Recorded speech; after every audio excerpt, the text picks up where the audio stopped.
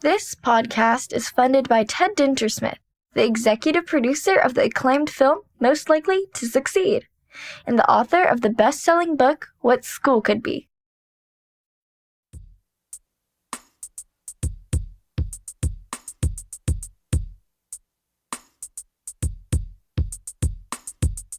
Hey everyone, welcome to the What School Could Be podcast. I am your host, Josh Rapoon. Before we start the show, please check out all the resources at whatschoolcouldbe.org and our global online community. Simply install the What School Could Be app on your mobile device or navigate to community.whatschoolcouldbe.org. I hope to see you there. Before I introduce today's guests, I want to introduce EL Education. EL Education is a national nonprofit partnering with K-12 educators to transform diverse public schools into hubs of opportunity for all students to achieve excellent, equitable outcomes. It is guided by a shared belief in student potential, by a reimagined definition of student achievement, and by research-proven resources and practices, including the acclaimed EL Education K-8 language arts curriculum. EL Education is a national nonprofit partnering with K-12 educators to transform diverse public schools into hubs of opportunity for all students to achieve excellent, equitable outcomes.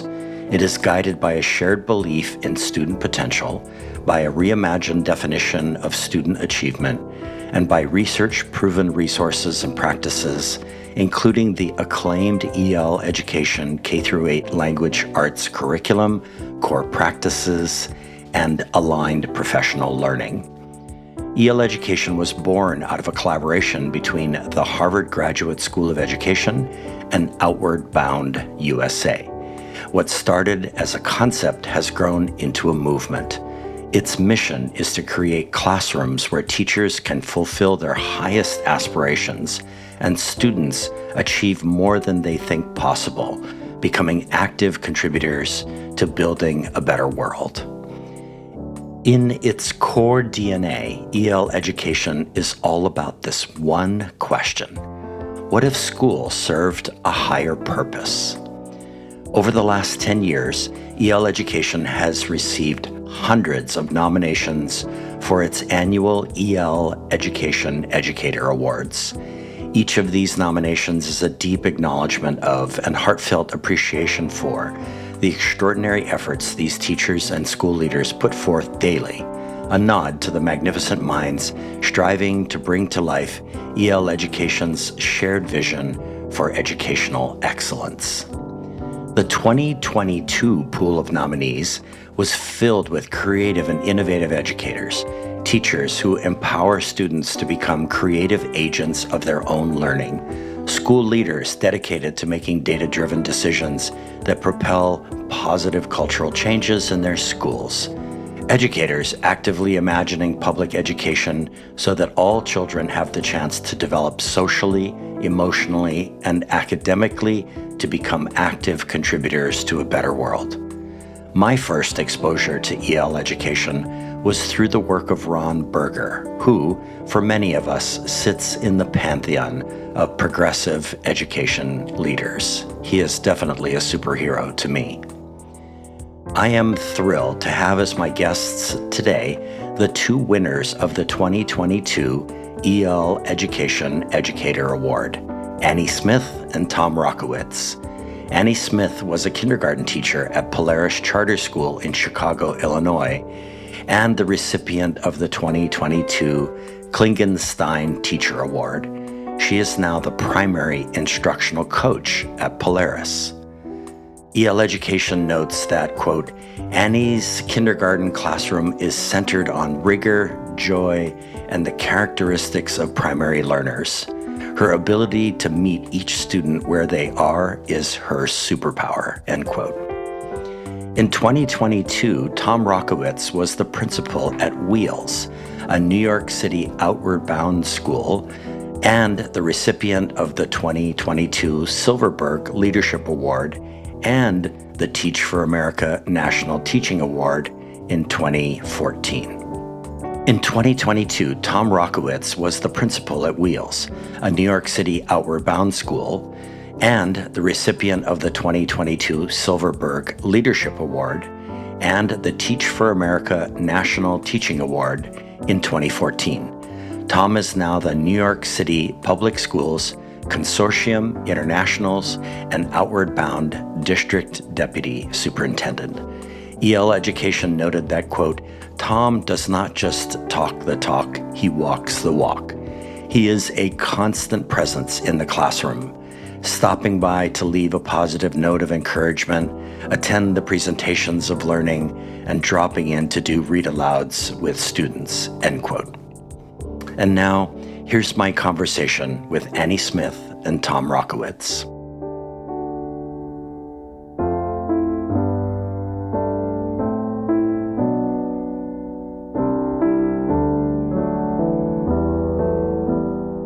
Tom and Annie, welcome to the What School Could Be podcast.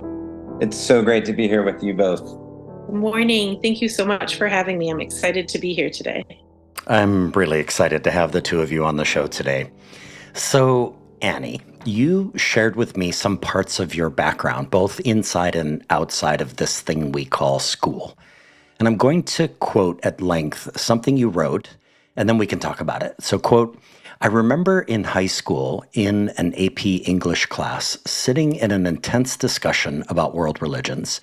And I remember not doing so well in the class, maybe I received a B, but hearing other people's viewpoints and comparing them to my own and being challenged and having to defend my thinking, which caused me to actually examine my own beliefs. And I remember thinking, wow, this is exciting. End quote. So, Annie, my research led me to the conclusion that Annie Smith is all about doing and all about becoming. And it feels to me like you've been doing and becoming all your life. So how was this moment way back in AP English a waypoint on your lifelong voyage of doing and becoming? Like, what were you doing and what were you becoming way back then in that moment? I think that moment actually kind of awakened me to become a person and not just somebody who just does what they're told all the time. I never had a reason to challenge my beliefs before that moment. So it was kind of the starting point for me. And it was exciting because it showed that I could change what I thought. I could learn from others. It ignited this love of travel and learning about other cultures and about other people. And it started me thinking about how what I had been told or what I'd been asked to do my whole life wasn't all that was there. There was so much more out there. So I wanted to do everything. I wanted to see the world. I wanted to meet people, hear different viewpoints. And slowly, step by step, I've kind of become the person I am today, who I think has a much bigger world view. And I'm definitely not done. I would say I'm still just on the starting point of that, but it's just ignited that excitement in me that wasn't there before. That's awesome. Do you recall that there was a particular format, Annie, to that discussion or all of the discussions that were happening in that AP English class? Was there something in particular about the way the discussion was sort of constructed and was being moderated that made it feel like your voice could count and that you could really listen to other people's voices and hear what they were saying and figure out who they are and what sort of doing and becoming they were? I think our teacher did a fantastic job of sitting back and letting us know that it wasn't his voice that was important. It was ours. Yeah. And I remember sitting in awkward silence for a lot of the beginning of the class. Yes. And he wouldn't talk at all. And he would just wait until somebody else would. And at the beginning of the class, it made me feel extremely uncomfortable because it was like this pressure. I need to say something. But it kind of made us, I think, all as a class feel comfortable with just waiting and listening, processing, and then sharing what we had learned or what we were thinking at that time. So it was kind of more of a hands-off, I trust you guys to get there by yourselves approach. And you felt like your AP English teacher was being intentional about all of this? This doesn't sound like somebody just sort of casually, let's have a discussion. This sounds pretty carefully constructed and intentional. Is that a fair way of looking at it? Yes, definitely. He was extremely, extremely intentional with that. Yeah, yeah. It's so awesome, Annie. I taught history for 17 years, Hawaiian studies, economics, US history, American history. And the whole time, all of those 17 years, Annie, I was also in a process of doing and becoming. And I think what I was becoming is what you're describing here, which is that teacher who can step back and let my voice not be the dominant one. In fact, not even there at all after, if you're really doing your job well, and letting the students gain the confidence that they needed to put their voices out into what we call the marketplace of ideas in my classroom, right? So it sounds like, that was, as you said, an awakening moment. So that's fantastic. So, Tom, back in 1999, I wrote my master's thesis on the history of the so-called service learning movement. And one thing that came up in my research is that Catholic schools were by and large leaders, predisposed, if you will, towards the deep relationship between learning and service. And so you grew up in Pennsylvania and attended two Catholic schools covering your K-12 years, I believe. So I wonder how your experiences, Tom, attending these two Catholic schools shaped you, and what do you carry with you in your proverbial backpack as you go about being a deputy superintendent today that harkens back to that time in those Catholic school environments?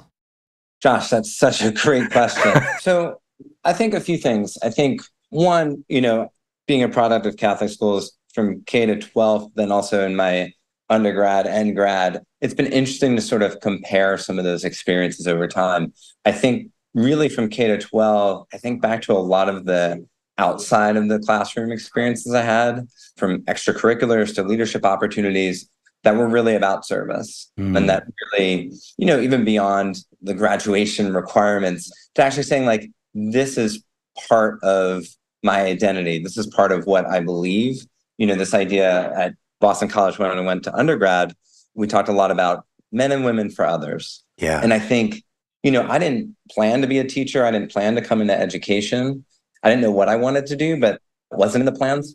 But then when, throughout these experiences of service, this sort of looking to be a part of something larger than myself, I found education, and actually thought about that multiple times in that process, because I tried to leave the classroom and just found, I missed that sense of the collective, that sense of a common good, and that sense of like a real purpose, right? There's everything I read, everything I still read sort of has a greater purpose toward wanting to bring it to my classroom, wanting to bring it to my staff, wanting to bring it to my own leadership journey. And so I think it was those pieces. I think it was less, formal religion and more about a larger community and really contributing to a larger community. Tom, do you remember any specific experiences from that time where you really felt very clearly that you were part of something greater than yourself, part of a greater community that was, trying to be, or that was working on the greater good, if you will? I think it was more, I saw that more in college when I started to be a part of, I was in student government throughout my middle school and high school experience, but it was, sort of like a very traditional student government of, going through the motions in some ways. Yeah. But then in student government in college, it became a real leadership opportunity. We fostered discussions between different folks and different identities and different backgrounds on a college campus, which, always pushed me to think about how was it reflecting our community, pushing our community, bringing folks within our community into contact with each other. And so I think it was that student government experience that was really formative for me. It started early, but I think it really took off in some of the later years. Tom, I'm feeling optimistic these days because I'm seeing, and I'm not sure if you're kind of picking up on the same thing, I'm sort of feeling and hearing and seeing a resurgence of conversations in the education communities about this notion of the purpose of school being to help kids understand that they're part of something greater than themselves. And I wonder, now from your perch as a deputy superintendent in the New York City public schools, that are you kind of sensing that? Are you feeling that? Is that, yeah, I wonder.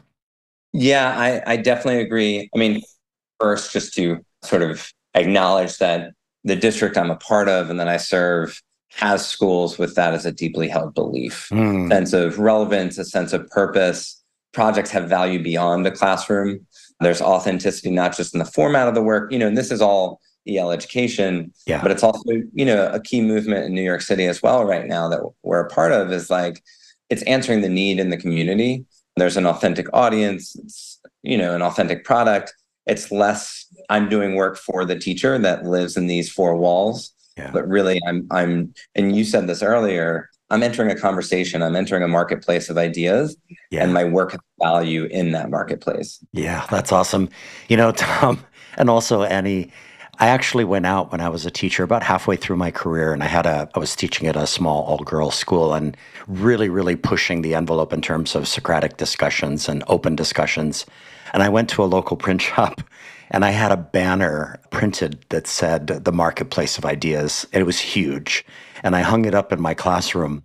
And even to this day, and this was a long time ago, there are two students, former students of mine, who are actually sharing that banner. Like every year they switch and send it to each other.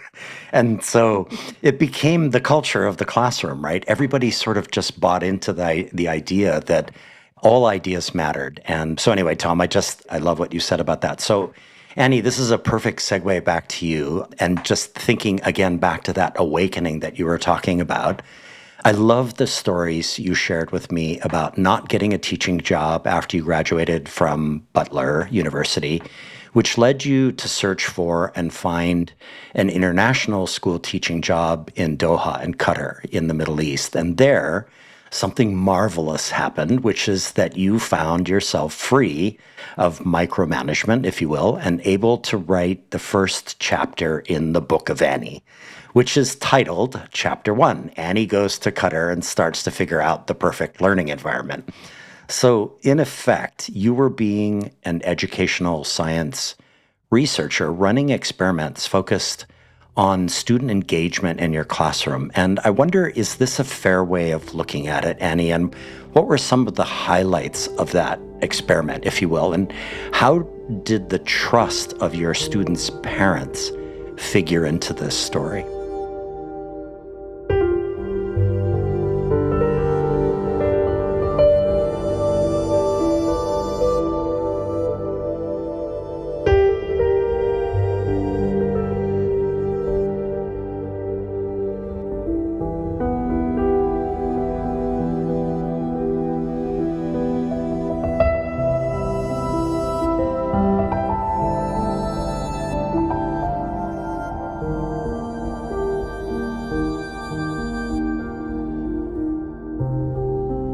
That's a great question. I love that you called it chapter 1 of my story. I never thought it that way, but yeah, it's definitely that. I remember arriving and being terrified because I didn't have the parameters that I had in college that said, this is what you should be teaching and when you should be teaching and how you should be teaching. Yeah. The first day we had like a meet the parent night. And the classroom that I had been given was in an old, like a villa, and it was probably as big as a bedroom. You could barely fit 3 tables in there. And the parents of the students in my school were very wealthy, very affluent. And they walked in and they looked at me and they're like, we're leaving. We're not going to stay in this school.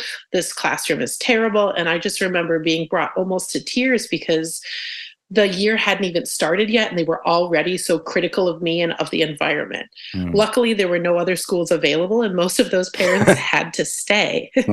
And I thought, all right, I need to get the parents on my side and the kids on my side. How can I do that? And I was like, let's have fun. Let's bring joy. We sang, we danced, we painted.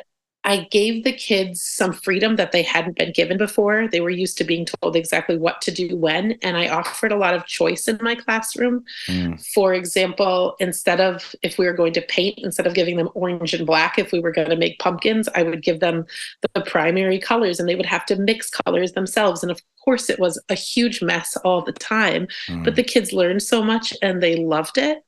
And I remember a parent coming in probably 2 or 3 months, and he was like, like, I am so glad that we stayed in the class. My kid gets up so excited to be there. And it kind of just taught me like that the learning is important and the learning is going to happen if you give the kids space. But let's bring the joy. Let's get the parents empowered. Let's get the kids empowered and everybody on the same team. And then that's when the learning can really begin. Wow, I love that, Annie. It's like, who said that a pumpkin or that whole thing has to be orange and black, right? It's like, Yeah. let's bust out of this whole thing. Annie, do you remember a particular moment that might be characterized as like a turning point when you felt like you had gotten them, you given them enough of that freedom to where now there was trust that was being built with the young learners, and that you were all embarking on a slightly new voyage together? I think it took a while to get off the ground. It was a lot of trial and error with what worked. I remember other teachers coming into my classroom and seeing that my students who were kindergarten age were already reading books and doing it independently and Mm, happily. yeah. And they said, my kids aren't doing that yet. My kids can barely speak English. How are you doing that? And I thought, oh, I must be doing something differently. Let's figure out what am I doing differently and help these other teachers get their kids there too. Mm. Sometimes when you're stuck in your own room and stuck in your own mind, you don't really understand that you're doing things differently than other people might be doing, if that makes any sense. Yeah, yeah, totally, totally. And at some point, like, do you recall just like the end of that first year, what it felt like, how the classroom culture had changed?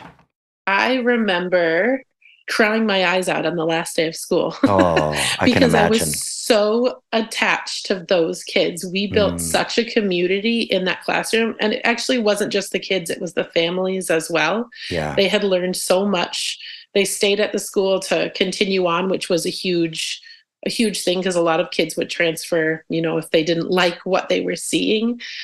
I think for me, that was just like, all right, we got this. I got this. And I went in the next year, like a lot more ready and prepared with how I was going to teach, what I was going to teach, and what I was going to do. And I kind of continued on the same trajectory, the same 5 years I was there. And eventually, other teachers would come into my room, parents would come into my room to kind of observe and see. And Mm. the kids did well. Yeah, it was Wow, great. that's awesome. I can imagine chapter two, here we go. Now we've learned a lot in chapter one. Let's take what we've learned in chapter one and let's figure out how to make chapter two even more amazing, right? That's awesome, Annie. Exactly. Yeah. So, Tom, you shared with me that you are, and I quote, somewhere around 25% Teach for America and Uncommon Schools, 70% EL Education and New York City Outward Bound, and 5% High Tech High. And I loved reading this and immediately began thinking about the percentages of things that make up me, Josh Rapoon. What a fun exercise. So you also shared with me that you like a good jersey and a good playbook, which feels connected. So Mm, almost like running plays in football or passing plays or trick plays. If yes. these percentages are identities, Tom, how have they and how do they continue to play out in your daily work? Mm, that's a great question. I think, that percentage response was really thinking through my philosophy of education. Hmm. And I think it goes back to, wanting to be a part of something. I think that instead of creating a new philosophy or a new vision, I really wanted to tap into different communities and different philosophies that already exist that I could be a part of, that I could join in and, sort of lower my shoulder and push with as well in concert with others.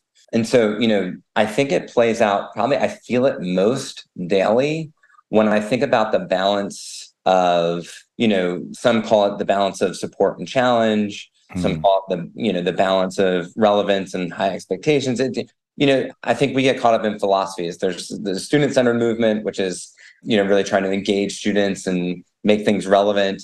And then sometimes I've found when I bring up a question of challenge or rigor or standards or any of those pieces, I think people sometimes are like, oh, we really focus on student-centered, which I love. Yeah. And then sometimes when I'm in with folks who, sort of are from my previous charter experience or in other spaces, it's a lot about rigor and a lot about standards and expectations, which I also find valuable and necessary as well. And so I think for me, it's important to, I try to bring into my work, like balancing some of these pieces that are both necessary. It's really both end. It's not an either or. And I think when I see schools that are really trying to really be student-centered, they're also asking this question of not just what do my students want to do now, but also like, how is this going to prepare them for what they want to do in the future and who they want to be. And for me, that has equity implications. It has just making sure that we as educators are holding ourselves to high bar as well. And so, yeah, I think, thinking about the jersey, I think my jersey would be a bit of a mix of those different communities, but I think they're all necessary and I think can be mutually reinforcing to each other. Wow, that's so awesome, Tom. I'm just thinking what Annie just said about her first year in Qatar, that what you're really saying is we have to be able to make the right play in the right moment or in a particular moment. And that play it's not a monolithic play. You're not going to call the running play every single time. You can't. You can't win with your kids that way. You have to do other types of plays depending on context and situation, right? Does that sound like a fair way of looking at it? Yeah, and I think if we really are student-centered, it means we have to sometimes, call an audible because our kids are telling us we need to. Yeah. I think what I found I struggle with is not one philosophy, but a philosophy that becomes dogmatic, that says like, no, we only run this play. We only do this play and we will do it relentlessly. Yeah. And some kids will fit and some kids won't. And the kids that don't will be gone, right? And so for me, it can't be that. It has to be like, how can we learn from not just folks that agree with us, but where can we learn from our differences to say, oh, like, I never thought about that, or I hadn't considered the play that way. Yeah. And I think that's for me, reinforcing that balance. That's awesome, Tom. And I will note that this is the first time in 117 episodes that I've been able to talk football with anybody. Annie, forgive us. We're talking football here. Yeah, I love that, Tom. I feel the flexibility and the agility and the mobility that you've built into that kind of approach to every single kid is different and every play is different in each of these situations. And it feels really good to me to hear you talk about that. So that's great. So, hey, everyone, my guests today, Annie Smith and Tom Rochowicz, are the winners of the 2022 EL Education Educator Award. Annie was a kindergarten and first grade teacher at Polaris Charter School in Chicago and is now the primary instructional coach at Polaris. Tom is the New York City Public Schools Consortium, Internationals, and Outward Bound District Deputy Superintendent. Stay with us. We'll be right back. Hi, fellow educators. I'm Steve Shapiro, and like you, I'm excited about the possibilities of what school could be. Please check out my podcast, Experience Matters, where I talk to guests ranging from big national thinkers like Daniel Pink and Tony Wagner to recent high school graduates about the most profound learning experiences of their youth. Then we dig into the implications for how we can reshape schools to produce powerful breakthrough learning for all of our students. Education can take many forms, but whatever form it takes, experience matters. Hey there. Are you interested in hearing weekly conversations with authors, leaders, and practitioners at the forefront of learning and education innovation? Then you'll love the Getting Smart podcast. This podcast amplifies the incredible work being done by some of the most innovative minds in education. Learn new leadership styles, new technologies, new frameworks and mindsets, and get the fuel you need to stay motivated and curious. Together, we can empower all learners to thrive. It's available at gettingsmart.com or wherever you listen to podcasts. Hi, friends. This is Toy Hirschman from EntreEd. It is my great honor to uplift this excellent podcast, What School Could Be. As always, we are super excited to support innovation in education. We've been lucky enough to feature some of the incredible What School Could Be educators on our podcast. If you are looking to be inspired by entrepreneurs and entrepreneurial educators and other great minds from across the world, check out the EntreEd Talk podcast, and please like and subscribe and leave a review. Thanks for tuning in. Hey everyone, we are back with Annie Smith and Tom Rochowicz. So Tom, not too long ago, you were the principal at Washington Heights Expeditionary Learning School, called WHEELS. a New York City public school that you and I could easily do an entire episode about. So today, I want to talk about the fact that nearly 20 of your teachers nominated you for the Silverberg Leadership Award, which ultimately led EL Education to name you, along with Annie, one of its 2022 EL awardees. So a two-part question here.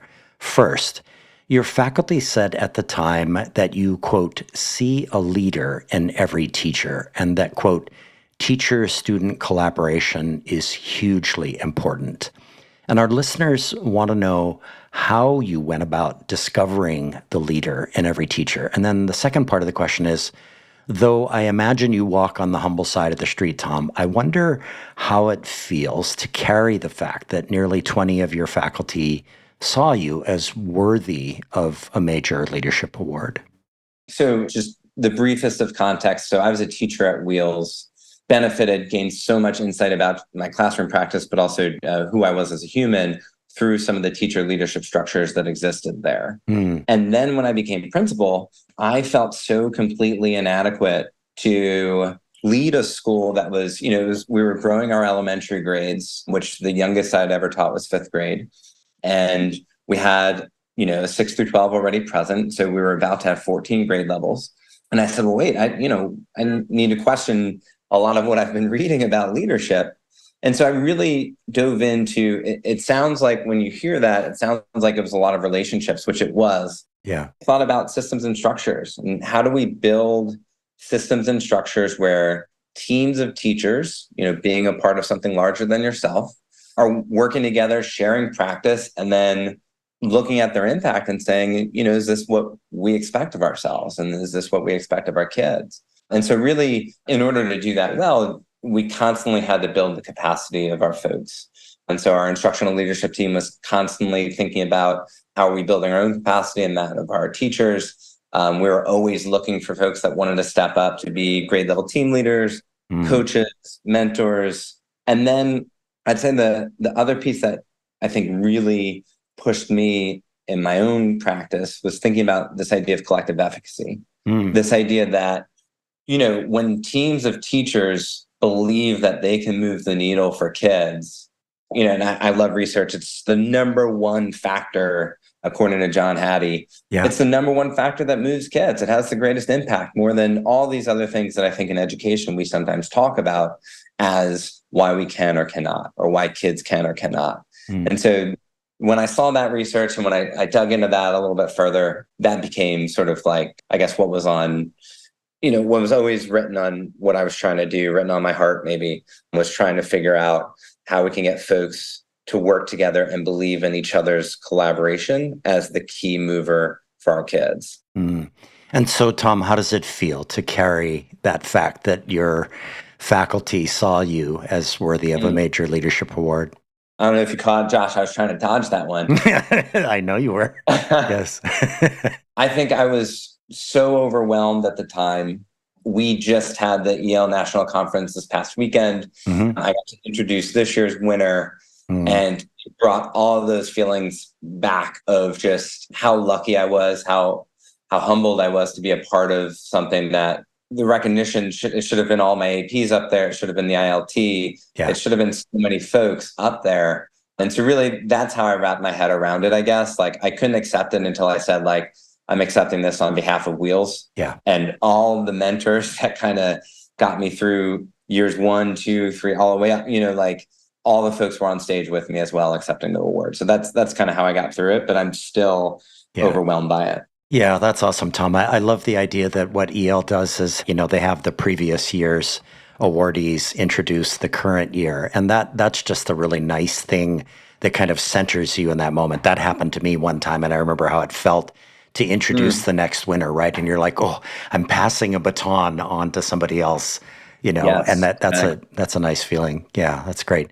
So Annie, in the nomination papers filed by your colleagues that ultimately influenced EL Education to name you as its 2022 Educator awardee, your colleagues wrote 2 things that really jumped out at me. The first does not lead to a question, but I'm going to read the words into the record here. So, quote, Annie Smith is a North Star of what empowering education can look, sound, and feel like, end quote. So to be called a North Star Annie is pretty darn special and inspiring. The second thing they wrote is the following, quote, by the end of the year, Annie fosters a positive self-identity for every crew member and ensures all students can see themselves as a scientist, engineer, teacher, athlete, lawyer, doctor, politician, activist, and so much more, end quote. So I need to point out here that we are talking about younger kiddos, not high school students. So, Annie, what does it mean, for example, to empower a young learner to be? And I'm like literally almost shouting those words there in all caps, to be an athlete or to be an engineer or to be a mathematician. Like, what is the beautiful, slow process of becoming? And how do you coach content delivery educators to enter into the very different pedagogical process, guiding them to develop the pedagogy of becoming or helping students to become? Like you said, I think it's a process. One of the things that EL education really puts a lot of emphasis on, as well as my school, is character education. And every day there's time set aside for us to really, we call it crew, to become a family, to get to know one another, to get to trust one another. And I think that that is kind of the starting point. We start by really just getting to know one another, what we're good at, what we're bad at, our fears, our likes, our dislikes. And in that time too, students are exposed to the idea that they are important, that their ideas matter, that I'm not there to just stand and tell them what to do all the time. I know everything, you know nothing. I'm going to give you the information, but you're going to learn from me and I'm also going to learn from you. So kind of once that foundation is built, it's when we get to do some of the fun projects and things that really start empowering kids and teaching kids to see themselves in a different light. I think teaching directly from curriculum is pretty boring. It's not exciting for me. It's not exciting for the kids. So I really enjoy designing my own projects. Not me designing, but designing projects with the students.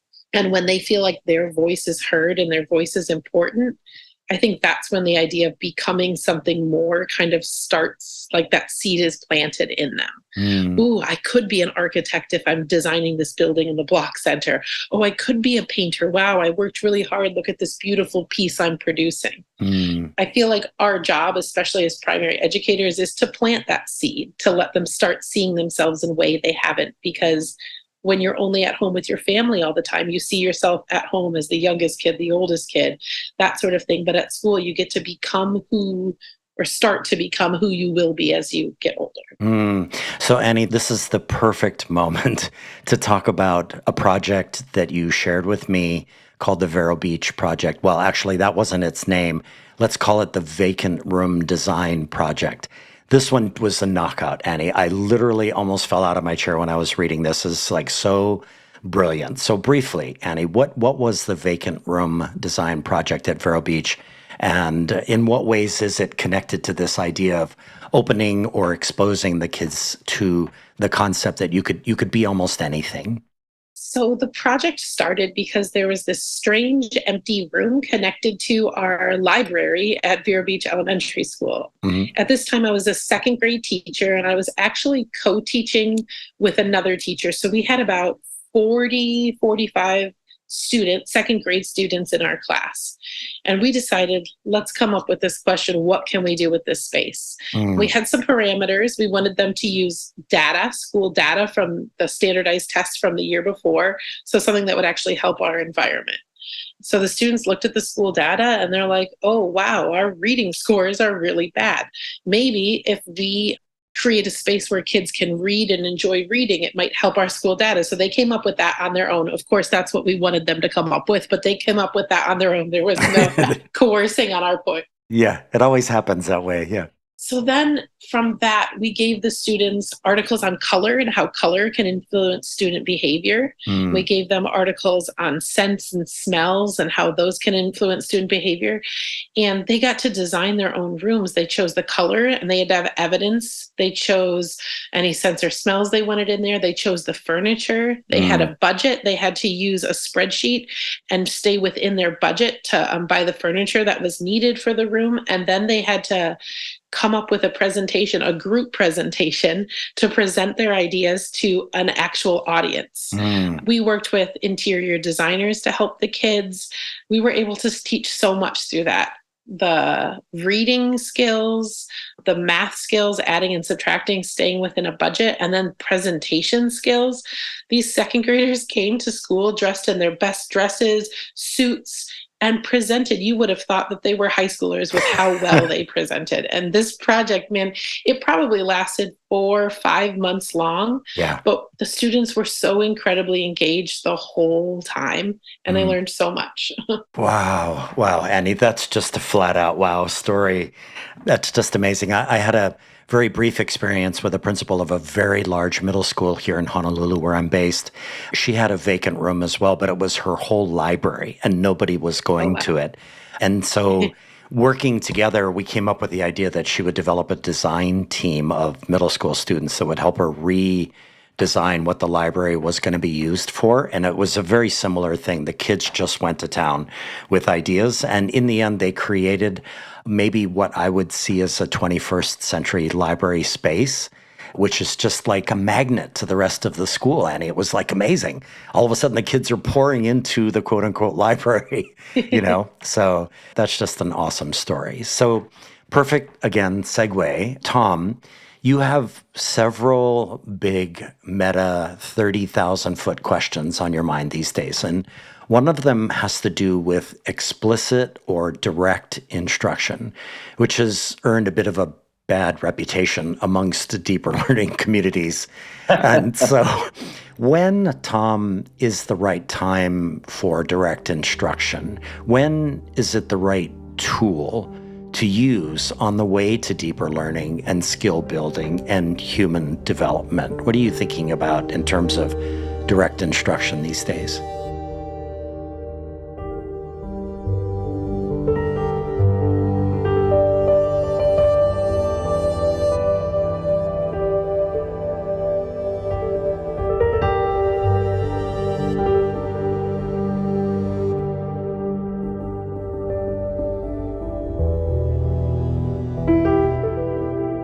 Yeah, it's an essential question. So I'll share how I'm thinking about it, I guess, but in ways attempting to answer. Yeah. And just to build on what I heard Annie share, that within authentic, relevant projects, there are still embedded skills that, you know, her projects were going toward, right? And so I think I've been thinking a lot about after you engage students, because I think sometimes we start with, you know, these are the course objectives, which like sort of like starting with vegetables, right? Like, and I think sometimes we look at explicit instruction at best as sort of like the skills or the vegetables and like, oh, you know, like we have to do this at some point. And it often becomes like the most, people almost revert sometimes to, I think, the most traditional methods of teaching when they're teaching these explicit skills. Yeah. But I think to the earlier piece about plays, like our students frequently tell us that whether it's reading, whether it's writing, whether it's math, that there are some significant benefits to explicit skill building. And for some students who have some gaps in their academic career, they need that. And so I think especially about writing, you know, a lot of times, so I'm part of a district that is project-based. Students do a lot of writing.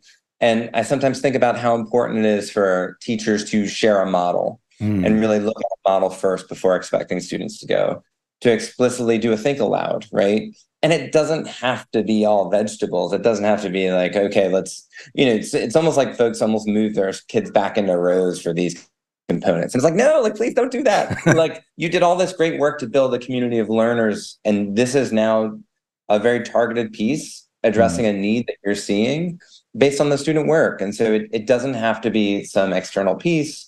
It doesn't always have to, I think, you know, you're right. A lot of times folks in project-based learning sometimes are working to figure out where to integrate those pieces. Yeah. And I think they're necessary. And so I don't think there's a right answer, but those plays definitely have to be run in the course of a project. Yeah, I can imagine, Tom, that like in Annie's vacant room project, at a particular time that everybody sort of senses together, maybe Annie and her colleagues bring in an architect to do, a short talk on the historical elements of design. And that's direct instruction. And wow, it would land completely differently in that. If that's the right play at the right moment, then we're talking touchdown, right? Right. And I think sometimes I've heard this from a few different folks that I think sometimes we're trying to administer the Tylenol without kids really like knowing the headache, right? Yeah. And so I think engaging students in, self and peer assessment, a lot of times you can say, all right, like we're all needing to work on this piece right now. And so, we're going to pause and say, like, how do we, I've noticed our evidence isn't what it needs to be right now to support the awesome claims we're making. Yeah. Let's pause and look at some examples of your classmates and how they're doing that. Or let's pause and look at, one way that I thought about it. Again, some of those pauses for some explicit skill building then make the projects better. They can make the projects more complex, and then kids can further develop the long-term visions of themselves because they have the confidence that, yeah, I just did this awesome presentation, or I wrote this great paper, or I did this great piece, and it was really good. Yeah. Wow. That's awesome, Tom. So, Annie, I asked you if you have any big meta questions on your mind, and boy, oh boy, you sure do. So I'm going to read them verbatim here. So, quote, Oh, wow. is the work I do enough to change the trajectory of my students' lives? Is it enough to change communities? How will I know? How can I do more? What more can I do? How can I influence adults and not just my students? How do I measure success? End quote. Whew, boy. So, Annie, you were asking these questions because of what you know about the lives of your students in Chicago. So, if you were to boil this all down to its essence, what is the struggle going on in your head and your heart, Annie, as evidenced by these really epic and essential questions? So our school, Polaris Charter Academy, is on the west side of Chicago, and it's in a really tough neighborhood. There's lots and lots and lots of gun violence, gangs, drugs. Things like that affect our kids, not sometimes, but really daily. Mm-hmm. A lot of kids will come to school wearing buttons of their family members who have been killed.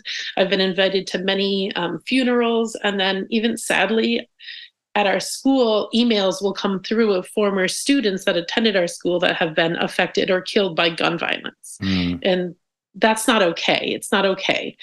And I always think about these kids that I teach. They're only 5 or 6 years old, but what can I do that let them know that that is not the life that they have to live? That is not something that they need to be a part of.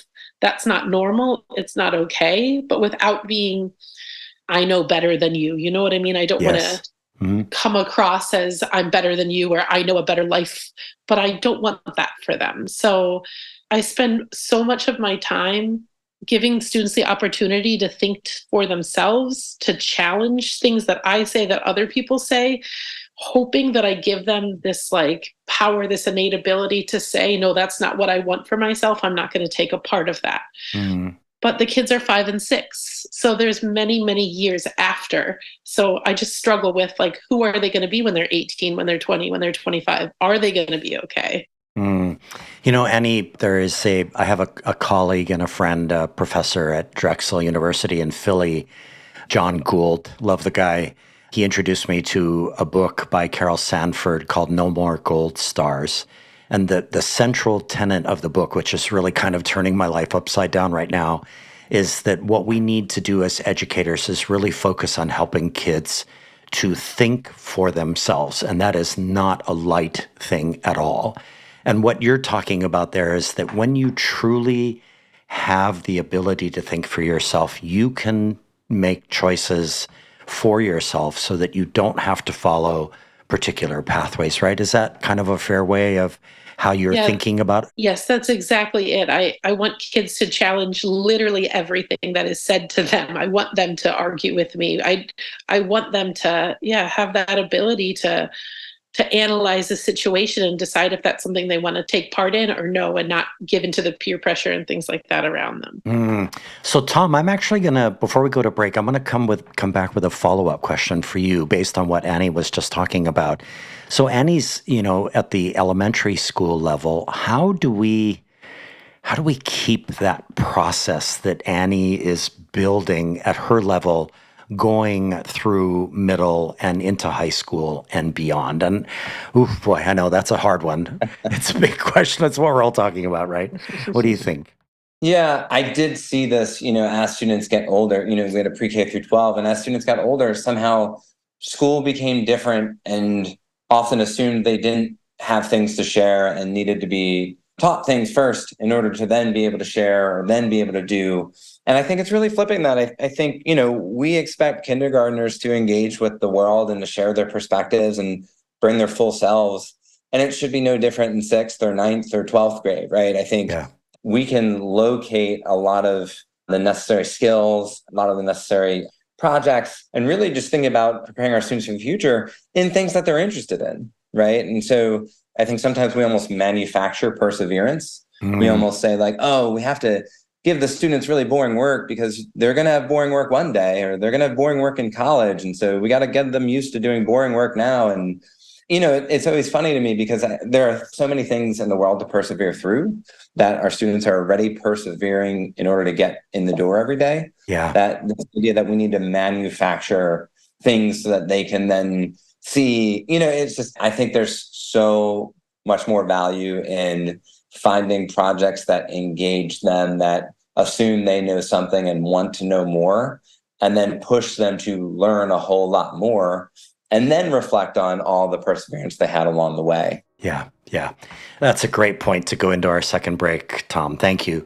So, hey, everyone. My guests today, Annie Smith and Tom Rochowicz, are the winners of the 2022 EL Education Educator Award. Stay with us. We will be right back.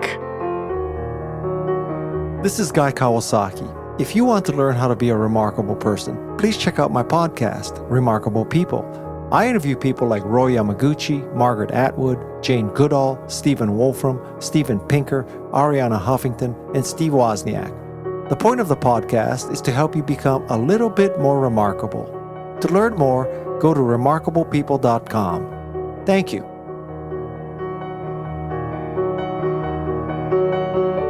Aloha, my name is Aaron Shorn, a previous guest on this very podcast. I am also now head of growth and community at Hawaii's own Unruler.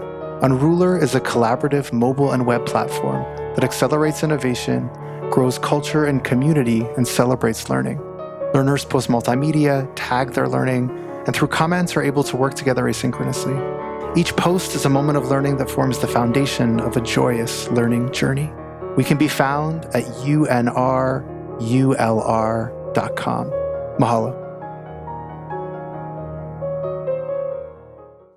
Are you ready to shake things up in the classroom? Then get ready to blast off into the future of education with the Teacher Nerds podcast. Join Joe DiPaolo and Ron Nober as they share their own experiences, as well as talk with guests who are experts and innovators in education.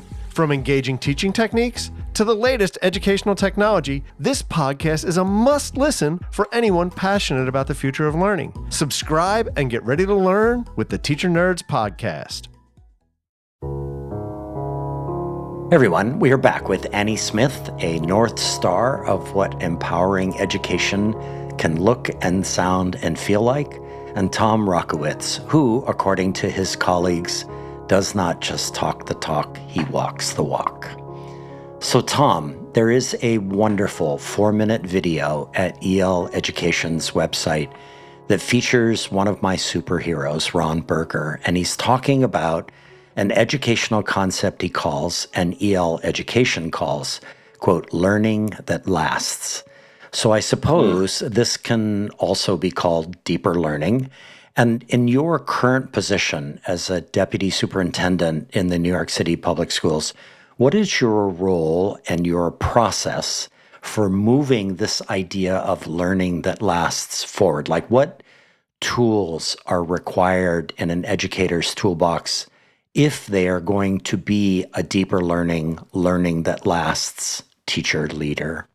I think about a few things, I think. One, I mean, obviously, Ron is one of my heroes as well. And so I pull a lot from my experience as a teacher and leader in EL education, New York City Outward Bound.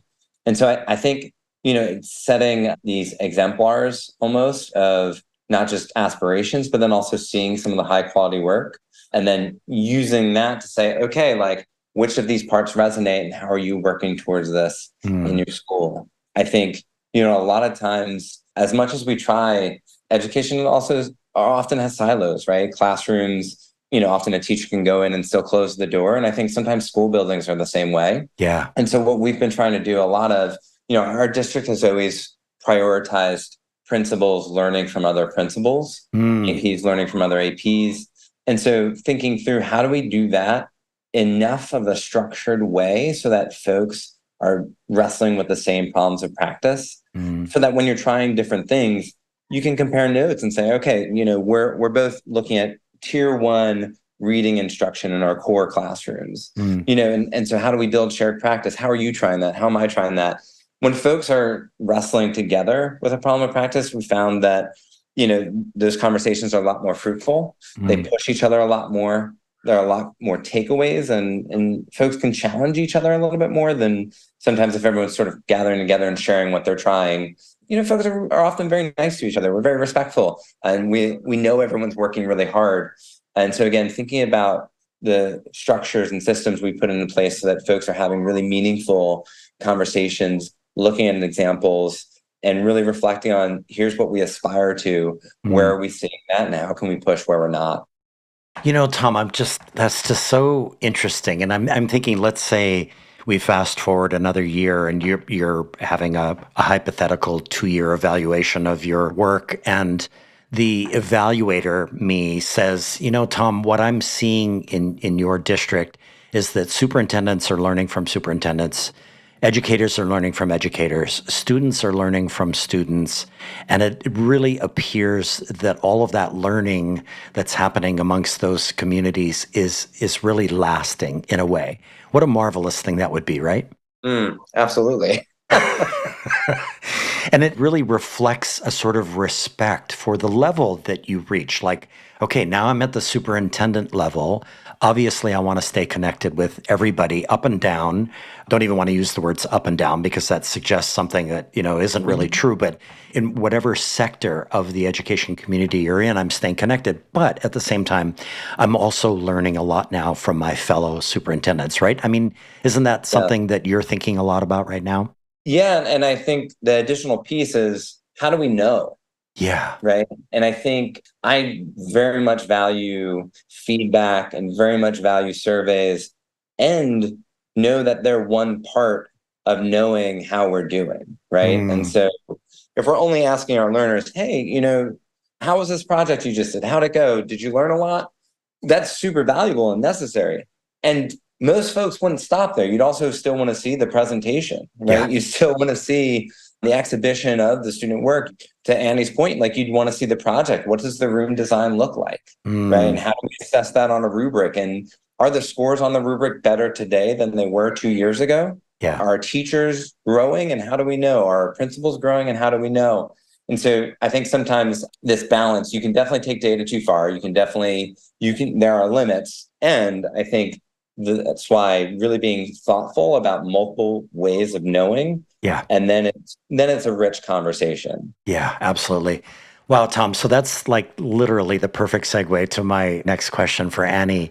So Annie, I'm going to do the impossible and triangulate 4 things that came up in my research. So first, your 2022 EL Educator Award acceptance speech, where you spoke beautifully about something you called the perfect learning environment, which we've already talked about in terms of what was happening in Qatar way back at the beginning of your teaching career.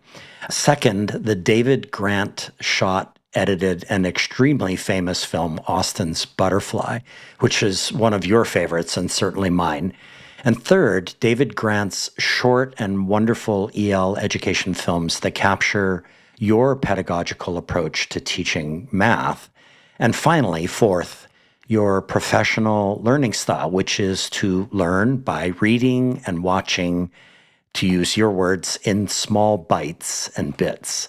So I want you to walk our listeners into a hypothetical perfect learning environment, specifically for math at any K-12 level. Let's call this a What School Could Be podcast site visit, and your visitors, mostly math teachers, are on a journey where their destination is a North Star concept called the perfect learning environment. And so David Grant will capture all of this on film, hypothetically. And so the door opens, and the first thing Annie Smith wants us to notice is, and then take us further into the room. Okay, so the perfect learning environment, especially for math, is one where students are empowered to be doing the math thinking for themselves. So as you walked in the classroom, you'll see students busy at work. They might have manipulatives in hands. They might be drawing pictures to help them solve problems. The teacher would not be telling students how to solve a math problem, but the teacher would be questioning students. What are you thinking? What do you see? Why are you thinking that? After students have had ample time grappling and trying to figure out the math problem, there would be students who then would get to select their work to share. The share would be time where students get to see another student's math thinking. Within that, the students who are not sharing would get to analyze the student work, which kind of comes in with the Austin's butterfly. They'd be giving feedback. They'd be asking questions to get to clarify, learning about somebody else's thinking, and then interjecting their own thinking in there. Discussing and talking, I think, is really, really important for when students are learning anything, especially math, but definitely learning anything. The teacher's role in this would not be of instructor, but more questioner, asking the questions to get the kids and to empower kids to do thinking on their own. Wow, Annie, it happens in every episode, it seems like. There is this one particular moment where Josh wants to go back to school. You know, Annie, my experience in math all the way up and down the line, K through 12, was just miserable. And I've talked about it at length in other episodes. And what you're describing there just sounds like such an inclusive environment. And I know that can be a buzzword these days, but almost immediately as a learner, I feel like I can make a contribution to figuring out what the math problem is, since that's the way that we're starting. We're not starting with, there's a bunch of correct answers and I'm going to give them to you and then you're going to apply them, right? This is a very different kind of culture that's happening that we're looking at together, right? For sure. And it takes kids, even kindergartners and first graders, it takes them a long time to kind of switch their thinking because they're so used to being right. I want to be right. I want to get the right answer. Yeah. But when they realize it's not about getting the right answer, it's about showing my thinking, and my teacher really, really cares about what I'm thinking, not if I get it right. That's when like the crazy learning happens, and you see so much academic growth in them, and also just personal growth too. Look at what I'm capable of. Nobody showed me how to do this. I figured it out. My teacher thinks I'm valuable, and my classmates also think that my thinking is valuable. Wow, that's awesome. So thinking for myself in the context of math or whatever it is, right? It could be Exactly. a multi-dimensional interdisciplinary project for sure.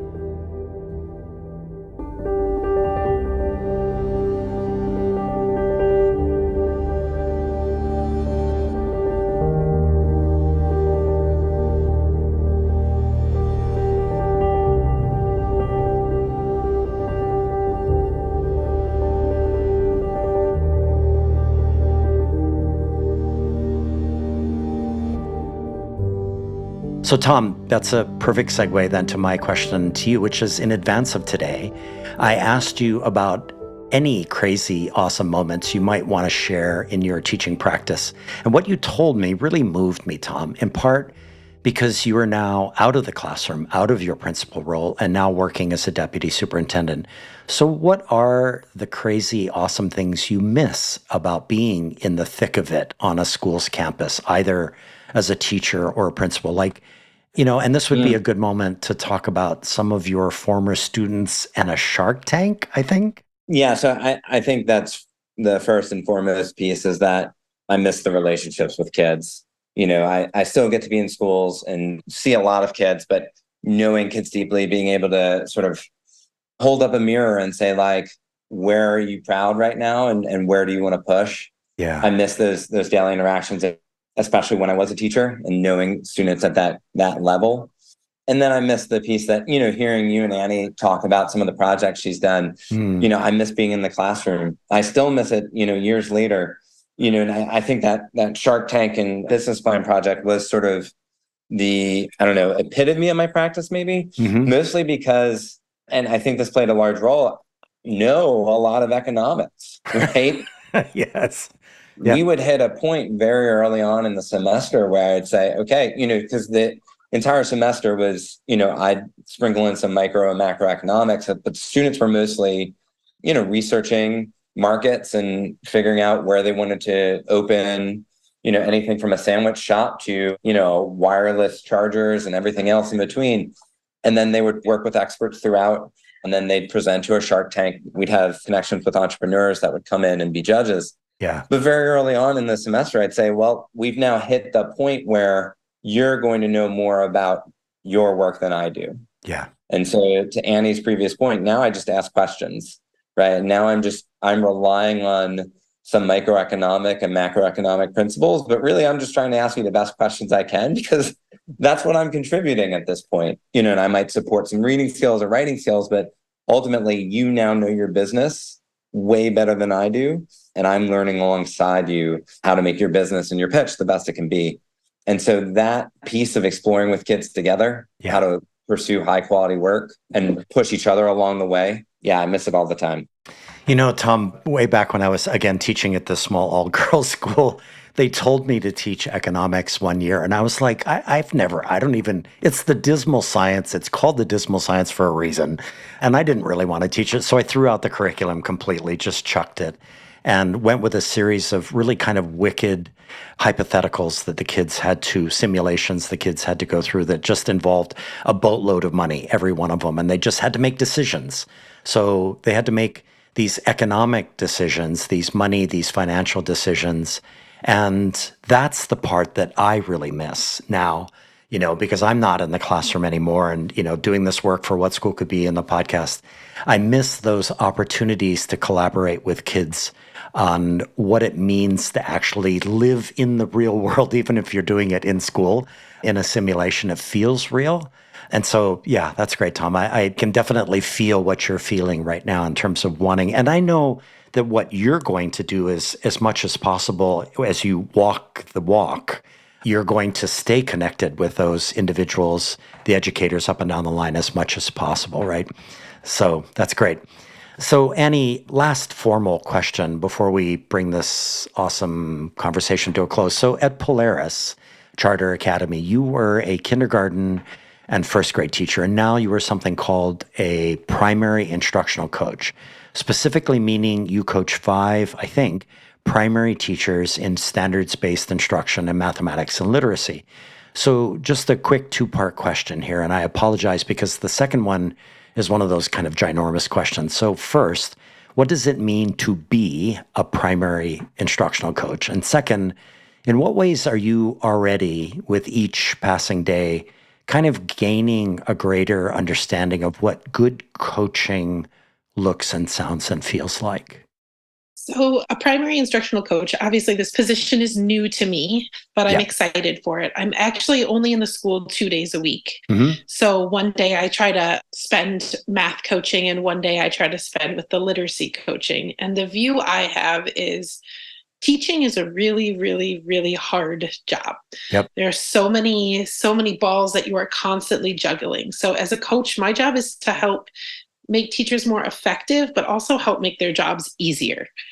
So I do a lot of observation and give feedback to teachers about how, you could simplify by doing it this way, or that was awesome, but if you did this instead. So kind of just simple teacher moves to help them make their jobs more effective. And also a lot of support with planning. Let's look at these standards. What do you really want your students to learn? Do you have to do day 1, day 2, day 3 from this curriculum? Or can we create something more engaging that's going to make your job easier teaching more exciting, the students more engaged, and really get the students to learn the concepts that you're hoping for them to learn by the end of whatever deadline you're on there. Yeah, and even at this early stage, you're starting to understand kind of what coaching is and what it feels and Exactly. sounds and looks like. Yeah. Yeah, and what teachers need. So Mm. I don't want to be someone that's telling them that they need something when they don't actually feel that they need that. I want to be helpful to them. So building those relationships, having those conversations, and kind of just being an extra member on the team to help with all those things that I was talking about. How do you do that, Annie? How do you figure out, that part, which is like, I think the teacher needs this, but it may turn out that that's not at all true. Like, how do you work through that? That's something I'm still trying to figure out. But there was a book I was reading about student-led coaching. So not starting with just looking at the teacher, but looking at student data, student information, and what the students need. So I feel like if you walk in and you tell a teacher, you're doing this wrong, you got to do this better, it kind of builds a wall between you and the teacher that you're working with. But Yeah. if you're actually looking at the students and what they need, that's kind of a good way to build that relationship and then work together as a team to get the students there. So your students' reading scores aren't so great, or your students are really struggling with reading. What can we do to build those skills together? And then that gives you kind of like a launch pad from there to help Yeah. empower those teachers. Wow, that's so amazing. So, Tom, it seems like what Annie is doing is figuring out like what is the right play in the right moment. Doesn't it sound like that? Absolutely. And what do the students need, and what does this teacher need to, get 1% better tomorrow, right? Right. And I think the operative question, Annie, that you're asking is it's not you haven't determined what that need is in your mind. What you're asking of everybody, both teachers and learners, is what do you need in this moment? Let them express it, right? Exactly. That's exactly it. Yeah. Yeah, that's awesome. Okay, so here at the end, Tom, I love to end episodes by giving guests opportunities to do shout outs to giants upon whose shoulders they stand. And in your case, you have quite a list of coaches, guides, mentors, and advisors. And I want to focus on just two. So, who are Aurora Kushner and Peter McFarlane? And in what ways did they help you become most likely to succeed as a school leader? Like, in what ways, Tom, do you carry them with you in your teacher satchel day in and day out? Like, in what ways have these two giants in your life contributed to the legacy you want to leave for your family, your community, and, for the living world? So they've both been with me throughout my time as a principal and now on a district team. And I think they're both very similar. One, I think, is really asking, what are the outcomes we're working toward and where are we now? Right. And really reducing it. I think a lot of times, we get caught up in a whole lot of things. And really it's like, what are we working towards and where are we? Right.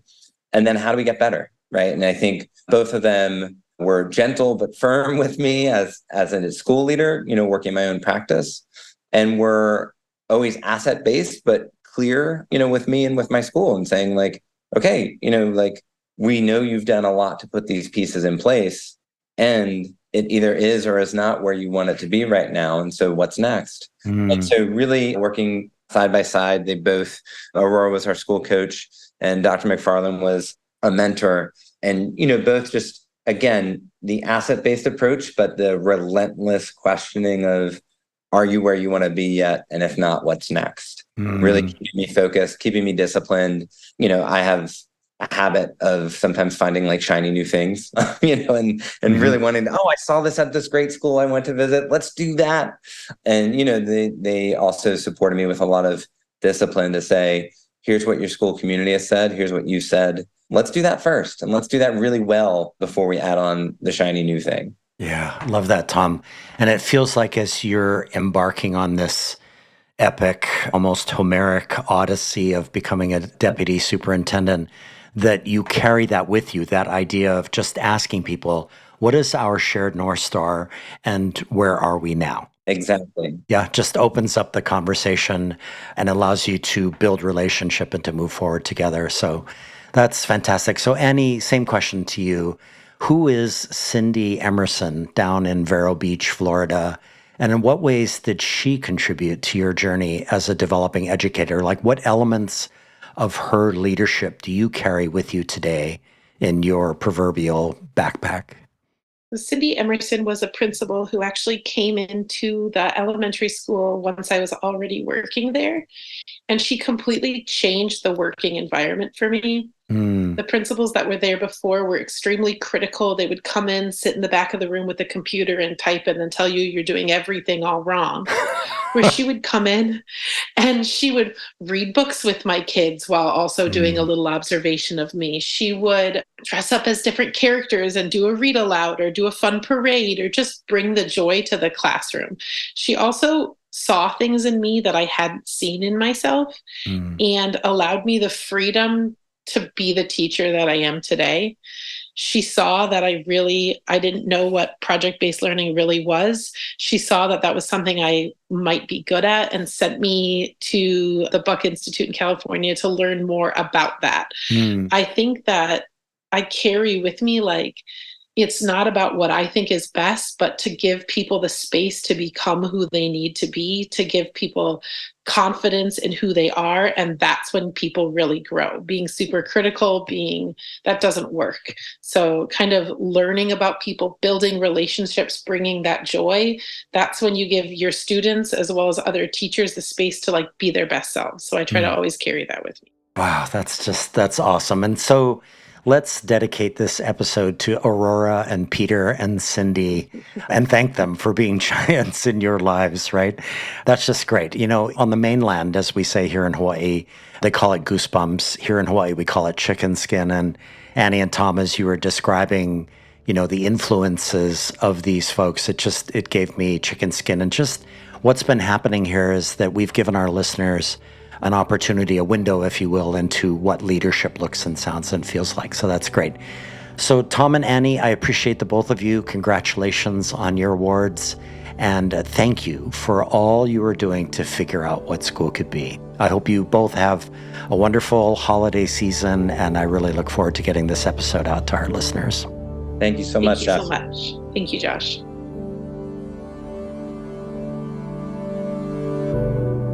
Our editor, creative consultant, and sound engineer is the talented Evan Kurohara. Our theme music is created by a remarkable pianist, Michael Sloan. Producer of 12 albums with over 100 songs, Michael Sloan is featured in Apple Music, Spotify, and all major music platforms. You can also find his work at his YouTube channel. Michael has listeners in over 100 countries and 2,000 cities. We'd be grateful if you would support these episodes with leading-edge, innovative, and imaginative educators and students by giving us your own rating and writing a review wherever you get your podcasts. This series is sponsored by education change agent Ted Dintersmith, executive producer of the award-winning documentary film Most Likely to Succeed, and author of the best-selling book What School Could Be. Please join the What School Could Be global online community by going to community.whatschoolcouldbe.org or by downloading the What School Could Be app from your favorite app store. The What School Could Be podcast is brought to you by Josh Rapoon Productions. Send your feedback to josh@whatschoolcouldbe.org and follow the show on Twitter at WSCB Podcast. Finally, listeners, one of the most important things we can do is to bring kindness and compassion into the world. For sure, we need a surplus of both right now. Thank you so much for listening.